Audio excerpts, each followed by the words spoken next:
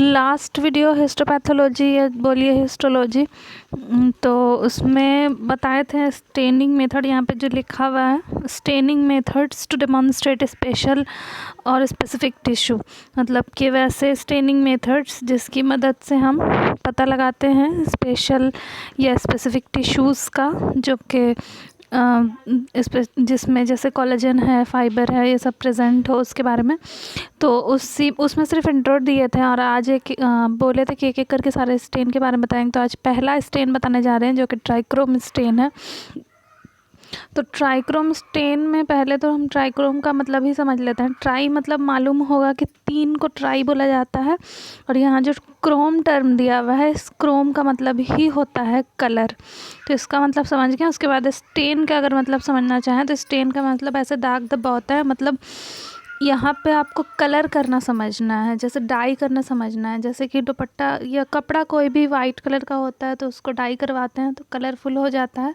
उसी तरह से टिश्यू को यहाँ पे डाई करना होता है तो वो उसमें कलर आ जाता है, तब हम उसको माइक्रोस्कोप से आसानी से देख पाते हैं। वही स्टेन का मतलब है। इसके बाद स्टार्ट करते हैं यहाँ से। तो सबसे पहले इसका दिया हुआ है कि ट्राइक्रोम स्टेन वही दिया हुआ है, कॉम्बिनेशन ऑफ 3 डिफरेंट डाइज, यानी कि ट्राई और क्रोम, 3 कलर। तो 3 अलग अलग कलर होते हैं, 3 अलग अलग डाइज इसमें यूज़ किया जाता है ताकि हम डिफरेंट टाइप के एलिमेंट्स को, सेल या टिश्यू में डिफरेंट टाइप के एलिमेंट्स को पहचान सकें।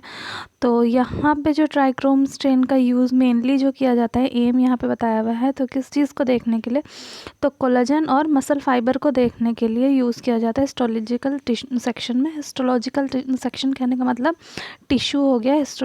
हिस्टो टर्म जो है वो टिश्यू के लिए होता ही है, आपको मालूम है।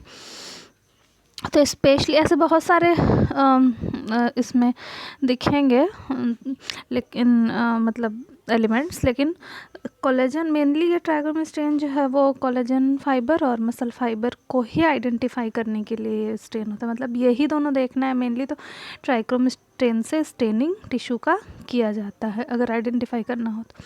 अब इसके लिए रिएजेंट्स दिया हुआ है कि कौन कौन सा रिएजेंट्स इसमें यूज़ होता है। तो सबसे पहले एक बॉइंस सॉल्यूशन है, फिर दूसरा यहाँ पे है विगर्ट आयरन हेमाटोक्सिलिन स्टॉक सॉल्यूशन, तीसरा है विगर्ट आयरन हेमाटोक्सिलिन वर्किंग सॉल्यूशन। उसके बाद है यहाँ पांचवा फॉस्फो मोलिबिडिक एसिड फॉस्फोटंगस्टिक एसिड सॉल्यूशन, फिर एनिलीन सॉल्यूशन। तो सारे सॉल्यूशन का नाम तो हो गया, अब सारे सॉल्यूशन कैसे कैसे बने हुए हैं वो भी बताया हुआ है कि बॉइन सॉल्यूशन का जो फॉर्मेशन वो कैसे हुआ है। तो सैचुरेटेड पिक्रिक एसिड, फॉर्मल्डिहाइड और ग्लेशियल एसिटिक एसिड, इन सारे को मिला करके अच्छे से क्या बनाया गया है, बॉइन सॉल्यूशन बनाया गया। और उसमें कितना कितना पिक्रिक एसिड कितना है, फॉर्मल्डिहाइड कितना है, ग्लेशियल एसिटिक एसिड कितना है, 75 ml, 25 ml, 5 ml, वो भी दिया हुआ है। ये है बॉइंस फ्लूइड, जो ये जैसे कि ये सब इसी में प्रेजेंट है, ये सारा ये बॉइन सॉल्यूशन का ये जो इतना केमिकल्स है सभी इसमें प्रेजेंट है, बनाया हुआ मार्केट में ये मिलता है। तो जिस तरह से ये बॉइंस फ्लूइड दिख रहा है आपको, उसी तरह से Weigert iron haematoxylin stock solution, Weigert iron haematoxylin working solution, सब उसी तरह से मिल जाएगा। तो एक एक लाइन बोलना ज़रूरी तो नहीं होगा, यहाँ पे समझ ही में आ ही जाएगा। विगर्ट आयरन हेमाटोक्सिलिन स्टॉक सॉल्यूशन में क्या क्या है और कितने कितने अमाउंट में है वो बताया हुआ। और ये सॉल्यूशन भी 2 है, एक स्टॉक सॉल्यूशन ए है और एक स्टॉक सॉल्यूशन बी है। और ए और बी दोनों को जब हम मिला के रख देते हैं तो ये बन जाता है इक्वल पार्ट, दोनों का मिला करके हम रख देंगे 3 मंथ्स के लिए, तब ये बन जाता है वर्किंग सॉल्यूशन। मतलब जब फ्रेश बनाते हैं तो वो स्टॉक सॉल्यूशन होता है, और वर्किंग सॉल्यूशन जब इसको 3 मंथ के लिए रख देते हैं तो। उसके बाद फॉस्फोमोलिबिडिक एसिड, फॉस्फोटंगस्टिक एसिड में क्या क्या मिला हुआ है, एनिलीन में क्या क्या है और कितना कितना है, वो यहाँ से देख सकते हैं।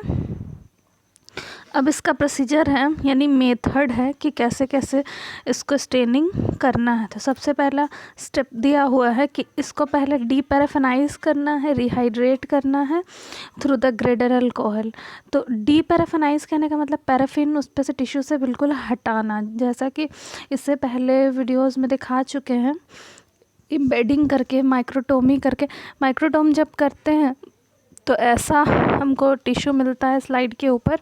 तो टिश्यू के साथ साथ इसमें क्या रहता है, तो पैराफिन वैक्स रहता है। जब सेक्शन कटिंग करते हैं तो वैक्स भी साथ साथ रहता है, लेकिन हमको सिर्फ टिश्यू चाहिए, इसीलिए इसको डी पैराफिनाइज करते हैं, यानी कि टिश्यू के ऊपर से पैराफिन जो वैक्स है उसको पूरी तरह हटाते हैं।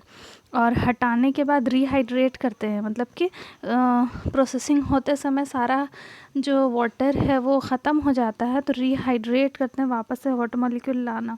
और ये सब कैसे करते हैं, तो ग्रेडर अल्कोहल की मदद से करते हैं। ग्रेडर अल्कोहल यहाँ पे इसलिए दिया हुआ है कि आपको मालूम होगा कि 30% अल्कोहल होता है, 50% अल्कोहल होता है, 70% अल्कोहल होता है, 90% अल्कोहल होता है और 100% यानी कि एब्सोल्यूट अल्कोहल होता है। तो ये सारे में कुछ कुछ टाइम के लिए इसमें डाला जाता है और निकाला जाता है, सब में एक एक करके। तो इसीलिए इसको ग्रेडर अल्कोहल बोला हुआ है। तो ग्रेडर अल्कोहल सारे से करके हम निकाल लेंगे। निकालने के बाद इसको फिर क्या करना है, next step with distil water से उसको वॉश करना है। फिर क्या करना है कि फिक्स करना है स्लाइड को। उतना करने के बाद स्लाइड को हम डाल देंगे किसमें, बॉइंग सॉल्यूशन में। कितने देर के लिए, तो 1 घंटे के लिए। और यहाँ पे 560 नहीं बल्कि जो ज़ीरो है ना वो डिग्री है, 56 डिग्री सेल्सियस पे हमको इसको 1 घंटे के लिए छोड़ना है। इतना करने के बाद हमको टैप वाटर से, रनिंग टैप वाटर से इसको हमको 5 से 10 मिनट के लिए क्या करना है, धोना है, ताकि येलोइश कलर उस से हट जाए।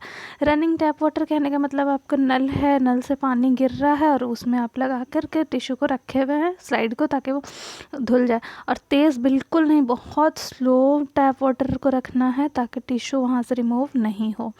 इसके बाद आपको क्या करना है कि स्टेन करना है। अब उसको डाल देना है किसमें, स्लाइड को विगट आयरन हेमाटोक्सिलिन सॉल्यूशन में। कितने देर के लिए, 10 मिनट के लिए।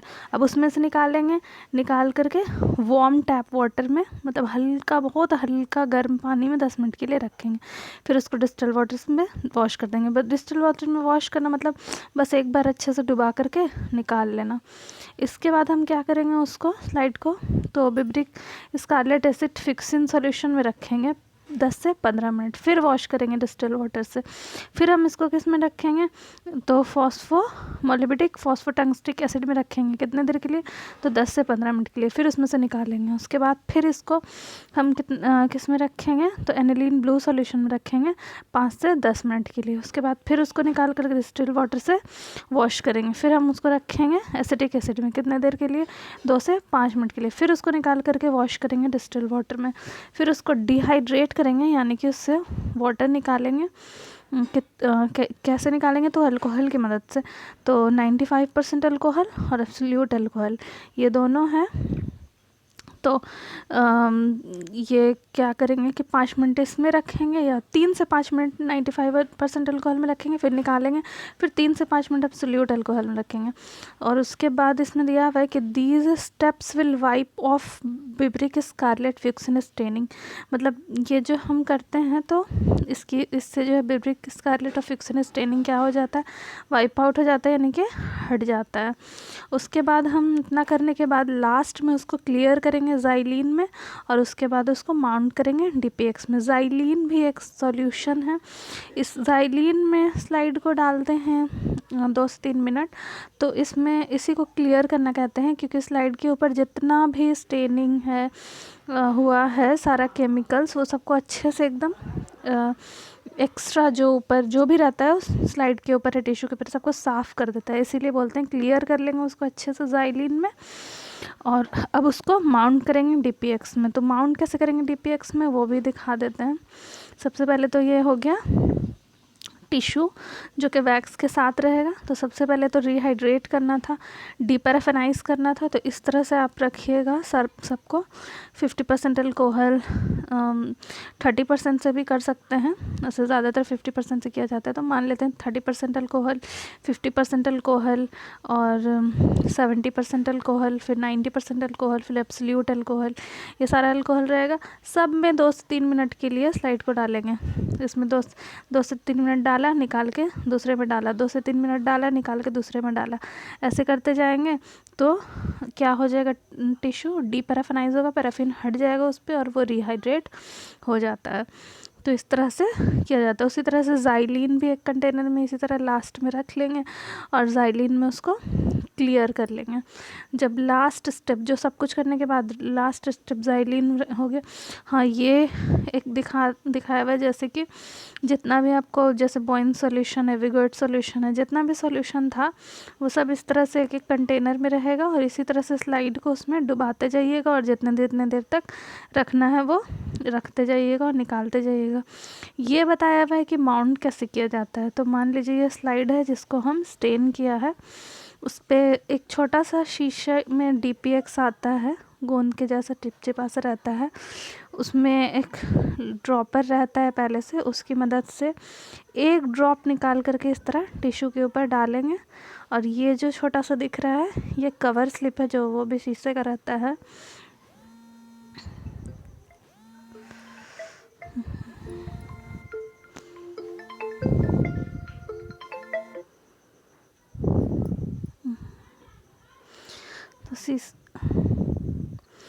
तो ये शीशे का रहता है। उस कवर स्लिप से इसको क्या करेंगे, DPX एक ड्रॉप डाल करके कवर स्लिप से क्या करेंगे, उसको ढक देंगे। तो ढक देंगे तो वो अच्छे से चिपक जाता है ना, तो वो क्या हो जाता है कि परमानेंट स्लाइड आपका बन जाता है। अब इतना करने के बाद इसको माइक्रोस्कोप की मदद से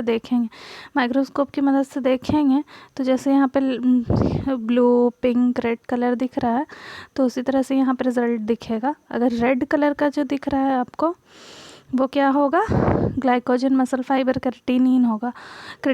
और ब्लू ग्रीन कलर का दिखेगा वो कोलेजन या बोन होगा, और ब्राउन ब्लैक दिखेगा वो न्यूक्लियस होगा। तो इस तरह से आप कलर की मदद से उसको पहचान लेते हैं। तो ये था पूरा प्रोसेस आपके किसका, ट्राइक्रोम स्टेन का। तो अगर वीडियो अच्छा लगा तो एक लाइक कमेंट कर लीजिए, कहीं प्रॉब्लम हो तो कमेंट करके पूछ सकते हैं। और अगर चैनल सब्सक्राइब नहीं किए हैं तो प्लीज़ चैनल को सब्सक्राइब कर दीजिएगा।